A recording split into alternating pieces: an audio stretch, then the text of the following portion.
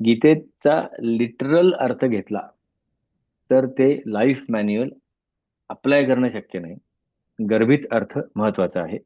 दोन मित्रांचा संवाद आहे, तर मग डायरेक्ट का नाही सांगितलं कृष्णाने? अहम मम माम मया वगैरे असं का म्हणतो तो? अर्जुन हुशार होता, रिडिंग बिटवीन द लाईन समजणार याला खात्री होती म्हणून. कारण ते जर का कळलं नाही तर मग तो व्यक्तिपूजेच्या नादाला लागणार. आणि हे गर्भित अर्थ अथर्वशीर्ष श्रीसूक्ताचा उलगडून दाखवल्यामुळे काही गोष्टी सोप्या झाल्या, असं मधुमिता म्हणते. एक तर म्हणजे कृष्णाने बऱ्याचदा डायरेक्टच सांगितलंय. म्हणजे दुसऱ्या अध्यायामध्ये, आता अध्याय अध्याय म्हणून फारसं अहम मम मे मया केलेलं नाही बघा त्याने. ते अरे हे जाळलं जाणार नाही, तोडलं जाणार नाही, मारलं जाणार नाही, न जायते म्रियते वा कदाचित वगैरे ते बरेच आहेत दुसऱ्या अध्यायामध्ये. पुन्हा पुन्हा पुन्हा पुन्हा तेच सांगतो की जिथे कुठेही तो अहम मम मे वापरत नाहीये. ही सगळी भानगड अहम मम मे मया पुढून सुरू झाली. ऍक्शन्स आल्यानंतर क्षमता सांगत असताना त्याने तो सांगून गेलं. त्यामुळे त्यांनी इनडायरेक्ट वगैरे सांगितलं नाही सुरुवातीला, आपण असं धरून चालू इनडायरेक्ट नाहीये काही. किंबहुना निराशीर निर्ममो भूत्वा काम कर याच्यात सुद्धा अहम मम मे सांगितलं नाहीये त्यांनी. की मागे अडकू नको, पुढची भीती बाळगू नको, आणि काम करायला सुरू कर. काम कसं करशील? विगत ज्वरा, पॅशनच्या नादाला लागून धडकू नको, डोकं फोडून घेऊ नको. इतकं तो स्वच्छ सांगतोय. हा, न च कर्मणाम अनारंभात, हे पण तो सांगतोय. किंवा जनकाने कसं काम केलं ते पण तो सांगतोय. म्हणजे कुठेही तिथपर्यंत तो इनडायरेक्ट इनडायरेक्ट वगैरे सांगत होता, स्ट्रेट सांगत होता तो. असं असं आहे. आपण तिसऱ्या भागात आपण ते पाहिलं सुद्धा आपलं तसं, की काम केल्याशिवाय बसू शकणार नाही. मग काहीतरी करण्यापेक्षा नियतम कुरु कर्मत्वम, डायरेक्ट त्वम होतं त्याचं. किंवा दुसऱ्या अध्यायात सुद्धा ज्यावेळेला तो सटकला त्यावेळेला तो तेच बोलला की अरे शोभतं का तुला हे, उठले का, असं तरी. म्हणजे it was direct second person discussion. त्याच्यानंतर तो ज्यावेळेला क्षमता वापर असं सांगायला लागला, त्यावेळेला त्याने ते आम आम मम मे केलं. ते पण आपण बघू नक्की त्यांनी कसं का केलं ते. फक्त तो थोडं टाळून पुढे जाऊया.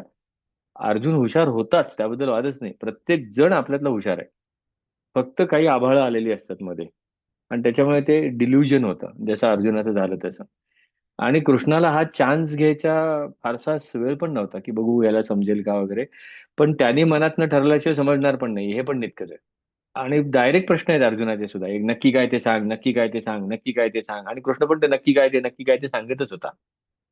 त्यामुळे अर्जुन जरी हुशार असता तरी त्याला रिडिंग बिटवीन द लाईन्स कळेल वगैरे म्हणून नव्हतं केलं. त्याला डायरेक्ट सुद्धा कळत नव्हतं. डायरेक्टच कळत नव्हतं, नाही तर खरं तर दुसरा अध्यायातच संपलं असतं ना भगवद्गीता. तिथेच संपली असती. स्थितप्रज्ञाची लक्षणं वगैरे फार पुढचं झालं गणित. पहिल्याच झटक्यात सांगितलं असतं. असोच्चान अनवशोचस्तुम प्रज्ञावादम. अरे त्याचा शोक करू नये, त्याचा तू शोक करतोयस, असलं कसं? सो तिथे संपली असती भगवद्गीता, आणि ह्याच्यापेक्षा डायरेक्ट काही नाही. मग असं असून सुद्धा अर्जुन अडकलाच आहे. त्यामुळे कोणालाही तो रिडिंग बिटवीन द लाईन्स कळण्यासाठी I need to see the full paragraph, the context of it. पुन्हा ते बघणं आलं. अर्जुन कॉन्टेक्स्ट समजून घेत नव्हता. अर्जुनाचे तेवढ्याच तेवढं होतं की एक वाक्य काढून तो बघत होता, आणि मग तो म्हणत होता हे खरं आहे, आणि खरंच आहे. पण सगळी वाक्य त्यांनी ज्यावेळेला एकत्र ठेवली आणि त्याच्यातनं पॅराग्राफ झाला, आणि मग ते विश्वरूप दर्शन त्याला कळलं. That was actual reading between the lines. Seeing between the lines rather than reading. त्याला ते तिथे दिसलं. आणि विभूती योगात व्यक्तिपूजा झालीच असती, जी आपण करतोय दुर्दैवाने. कृष्णाच्याच नावाने व्यक्तिपूजा करतोय. जो कृष्ण सांगतो की अरे तुमचं तुम्ही बघा, त्याला सुद्धा सोडलेलं नाही आपण, त्याला धरलाय बळच. हा एक. त्यानंतर व्यक्तिपूजा होऊ नये म्हणून कृष्णाने रिंग वाजवली होती की बाबा महत्वाची सांगणार आहे तुला, आणि त्याच्यात काय बघ हे पण त्यांनी सांगितलं होतं. आपण वाटल्यास ते पुन्हा सांगू की बघ अहिंसा, बघ दम, बघ तप, बघ क्षम. So see the competencies, see the abilities.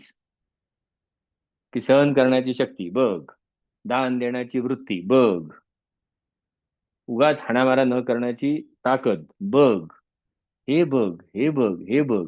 आणि मग तो सांगतो की काही गोष्टी तुला सांगतो, काही उदाहरणं तुला देतो. त्यामुळे व्यक्तिपूजा झाली कधी असती?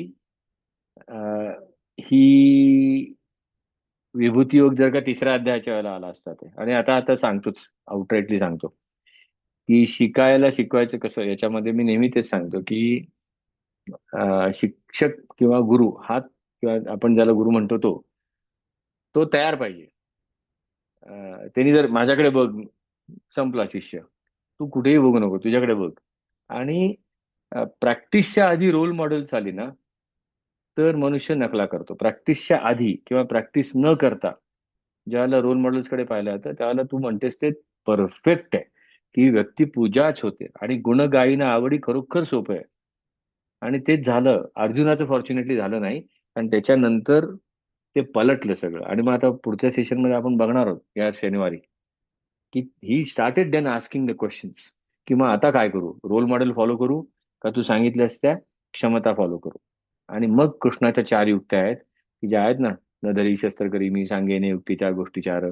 खरोखर सांगेन गोष्टीच्या 4 सांगितल्यात त्यांनी. एकाखाली एक 4 सांगितल्यात. तर तसं आहे. आणि हा गर्भित अर्थ करूनच उमजणार आहे.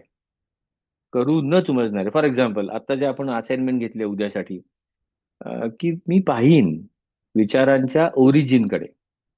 कुठल्या तरी घटना असतील, माझ्या मनात असलेल्या घटनेवरनं निर्माण झालेल्या भावना असतील, घटनेतून तयार झालेल्या आठवणी असतील, आठवणीतून तयार झालेल्या आठवणी असतील, आठवणीतून तयार झालेले इन्फरन्सेस असतील, आठवणीतून काही काढलेली गृहीतकं असतील. मग कुठनं येतोय हा विचार? आपण बघूया. आणि हे पाहिलं, केलं, की मग तो गर्भितार्थ कळायला लागेल, की विचार करत असताना पाहिल्यानंतर का पूर्ण दिसत नाही? हां, मग आता गर्भितार्थ समजला. नाहीतर काय होईल? हां, पाहताना काही विचार करायचा नाही हां. पाहताना काही विचार करायचा नाही हां. हाच नाही का विचार झाला? ती गोष्ट होती एक परीकथेची. की एक सांगतो, की ह्या पर्वतावर चढलास आणि मग तिथे एक छोटा दगड आहे लाल रंगाचा. तो घेतलास, की गणिते संपली. तुला पॉवर मिळेल. आणि काही कोणी पर्वतावर राक्षस नाही, राजा नाही, मारामारा करायला. काही नाही. तू सरळ वरती जायचं. 1-2 तास लागतील चढायला. तो लाल मणी घ्यायचा, खाली उतरायचं. लाल मणी घेतलास की तू यू आर पॉवरफुल. फक्त एक लक्षात ठेव, चढत असताना माकडाचा विचार मनात आणून द्यायचा नाही. असं तुला सांगतो. मग झालं की त्याचं पहिल्या पावलाला माकडाचा विचार मनात आणायचा नाही. झालं पहिल्या पावलातच ही वॉज बॅक. पण मग ती कर्मकांड कशी तयार होतात? की अनुभव न घेता जर का एखादी ऍक्शन करायला सुरुवात झाली, तर त्याचं त्या क्षणी कर्मकांड झालेलं असतं. की अरे काय ठेवलंय? की आता फॉर एक्झाम्पल, अनेक वेळेला लग्नामधला एक विधी आहे, की अनेक ठिकाणी आहे सुद्धा. ते 4 हे लावतात काहीतरी आणि ते पाणी घालतात त्याच्यावर. इट इज सिम्बॉल, की पूर्वी मांडव लावायचे, मांडवाचे बांबू लावायचे, बांबू खणल्यानंतर माती घालायचे आणि मातीत पाणी घालायचे. Why we need now that metaphor on the desk? पण आपण विचारत नाहीये, की काय करतोस बाबा तू तिथे? नक्की काय आहे ते?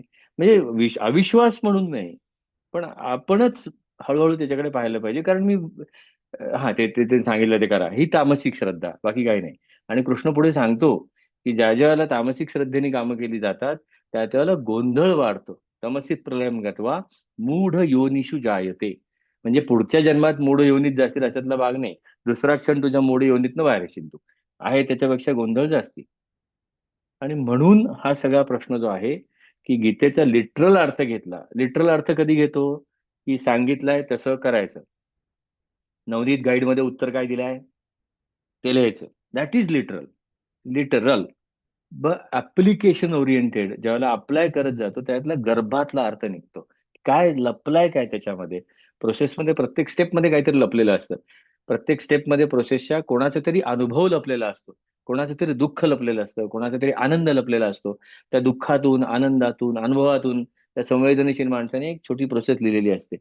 पण ती प्रोसेस मी जर का डोकं बंद ठेवून केली, जाऊ दे ना त्याने सांगितलंय म्हणून, मग तयार होतात ती कर्मकांड.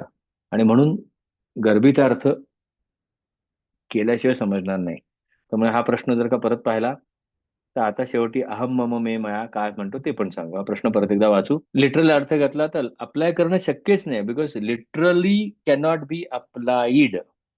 ऍप्लिकेशनसाठी मला पाण्यातच उडी मारावी लागते. स्विमिंगची प्रोसेस पाठ करून मला स्विमिंग येणार नाही. आणि स्विमिंग करत असताना मला प्रोसेस मॅन्युअल हातात धरता येणार नाही. मग आपण भगवद्गीता जेव्हा पाठ करत बसतो, त्यावेळेला आपण काय करतो, की स्विमिंग पूलला गेलोय शिकायचं म्हणून आणि बाहेर बसून स्विमिंग करत असताना तोंडाने श्वास घ्यावा, नाकाने सोडावा. स्विमिंग करत असताना तोंडाने श्वास घ्यावा, नाकाने सोडावा. How is it possible then in that case? Because we are reading literally.